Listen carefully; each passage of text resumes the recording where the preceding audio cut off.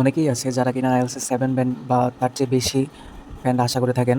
কিন্তু যতই পড়াশোনা করেন না কেন, একটা সময় মনে হয় যে আমার ভালো স্কোর আসছে না বা আমি কাঙ্ক্ষিত স্কোর অর্জন করতে পারবো না। হ্যাঁ?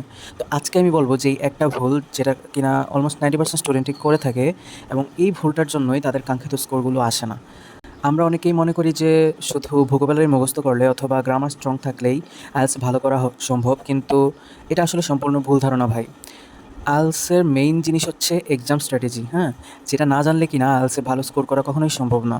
আর আইএলটিএস শুধু ইংলিশ টেস্ট না, এটা হচ্ছে একটা স্কিল টেস্টও। তো আপনি যদি ব্যান্ড 7 প্লাস চান, তাহলে আপনাকে এই ৩ টা জিনিস অবশ্যই মেনে চলতে হবে। সো ১ম টা কি? Time management. যেমন টাইম ম্যানেজমেন্ট প্রত্যেকটা মডিউলের জন্যই গুরুত্বপূর্ণ। যেমন লিসেনিংয়ে আপনি ধরেন একটা ভুল করলেন, হ্যাঁ? তো সেইখানে কখনোই বসে থাকবেন না। পরের কোয়েশ্চেনে চলে যাবেন। বসে থাকলে কি হবে? আপনার নেক্সট যতগুলো কোয়েশ্চেন থাকবে, যতগুলা আনসার আপনি করবেন সবগুলাই ভুল হবে। তারপর হচ্ছে যেমন স্ট্রাকচার। রাইটিং টাস্ক 1 এবং টাস্ক 2 তে কিছু কমন স্ট্রাকচার আছে।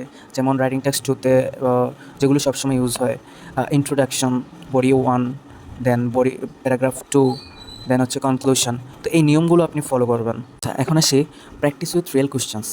তাহলে এটা কি ভাইয়া? এটা হচ্ছে অনেকেই আছে যে আমরা ইউটিউব থেকে প্র্যাকটিস করি, হ্যাঁ? তো আমরা কেউই ইউটিউব থেকে প্র্যাকটিস করব না এখন থেকে। আমরা প্র্যাকটিস করব ক্যামব্রিজ আইএলটিএস বই থেকে। কারণ ক্যামব্রিজ বইয়ের যে কোয়েশ্চেনগুলো আছে সেগুলো হচ্ছে মেইন আইএলটিএস এক্সামে এসেছে। তো আমরা সেখান থেকে প্র্যাকটিস করলে আমাদের মেইন এক্সামে অলমোস্ট এরকম কোয়েশ্চেনই থাকে। তাই আমরা ক্যামব্রিজ আইএলটিএস থেকে প্র্যাকটিস করব, হ্যাঁ?